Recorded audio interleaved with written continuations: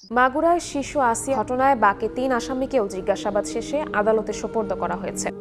অবশেষে আসিয়ার ঘটনায় দায় স্বীকার করে এবার আদালতের জবানবন্দি দিল বাকি ৩ আসামি, হিটু শেখের স্ত্রী এবং তার ২ পুত্র। হিটু শেখের পরে আসিয়ার ঘটনায় বর্ণনা দিয়েছে হিটু শেখের ছোট ছেলে সদীপ শেখ, যার মাধ্যমে কিনা উল্লেখিত জঘন্য ঘটনাটি শিকার হয়েছিল ৮ বছর বয়সী আসিয়া।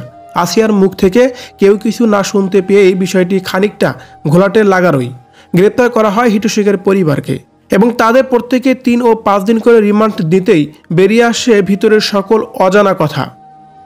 আর সেই বিষয়টি এবার পরিষ্কার করেছেন সদীপ শেখ।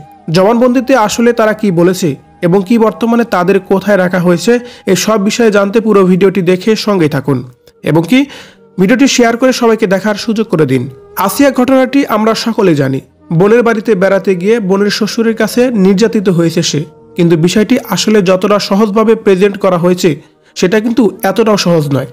একটা অঘটন ঘটলে সেখানে পক্ষ প্রতিপক্ষ বানোয়াট গল্পে অভিযোগটা ভারী করার চেষ্টায় রাখে সবাই, কিন্তু এটাও ঠিক যে কিছু সময় একটা গল্পের পিছনেও আরেকটা গল্প লুকিয়ে থাকে। আর তেমনটাই হলো কিনা আসিয়া ঘটনাটি, সেই প্রশ্নটাই এখন সাধারণ মানুষের মধ্যে। আসিয়ার ব্যাপারে বড় বোন হামিদা জানিয়েছিলেন আসিয়া খুব বেশি একটা কথা বলে যেতে পারেনি, তার আগে সে জ্ঞান শূন্য হয়ে পড়ে। তবে যতটুকু বলেছে ততটুকু হিটু শেখের গোটা পরিবারকে আটক করার জন্যই যথেষ্ট। খুব সহজ কথা যে দুলাভাই দরজা খুলে দিয়েছে আর আসিয়ার তালো এসে ঘটনাটি ঘটিয়েছে, কিন্তু এমন ঘটনাটি আসলে কেন ঘটল যেটা নিয়ে এ পর্যন্ত এক এক করে বের হয়েছে এক এক রকমের গুজব, যে কারণেই আসামিদের স্বীকারোক্তির অপেক্ষায় ছিল গোটা বাংলার মানুষ।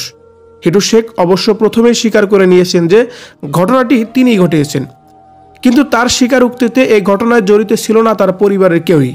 তিনি বলেছিলেন আসিয়াকে একা পেয়েই সে এই নিয়ন্ত্রণ হারিয়ে ঘটনাটি ঘটিয়েছে, কিন্তু তার এই সহজ কথাটা আসলে কতটুকু গ্রহণযোগ্য? কেননা বোনের সেপারেট রুমে ঘুমিয়েছিল আসিয়া, তাহলে আসিয়ার নাগাল তিনি কিভাবে পেলেন? এই প্রশ্নের উত্তরে অপেক্ষায় রয়েছে গোটা দেশবাসী।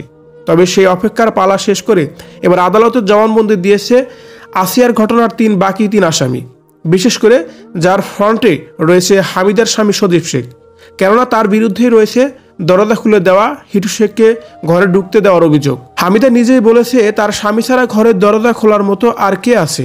যদিও আদালতে দেওয়ার সজীবের স্বীকারোক্তি এখন পর্যন্ত প্রকাশ্যে আসেনি, তবে ঘনিষ্ঠ এক মাধ্যম থেকে জানা যায় এই ঘটনার দায় স্বীকার করেছে সদীপ শেখ।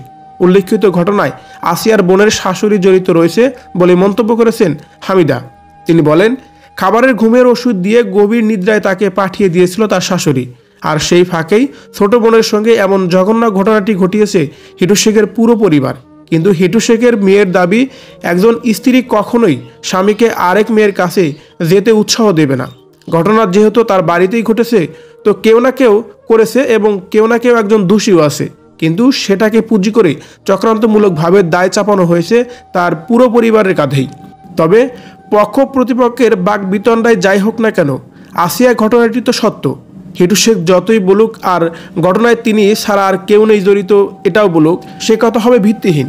তাকে কেউ না কেউ সহযোগিতা করেছে, না করলে কিভাবে আসিয়ার নাগাল তিনি পেয়েছেন সেই প্রশ্ন উঠে আসলেই সবার আগে উঠে আসে হামিদার স্বামী সদীপ শেখের নাম। আদালতে তিনি কি স্বীকারোক্তি পেশ করেছেন সেটা এখন পর্যন্ত পরিষ্কার না হলেও আসিয়ার ঘটনায় সে যে পার পাবে না তিনি, সেটা তো বলাই যায়।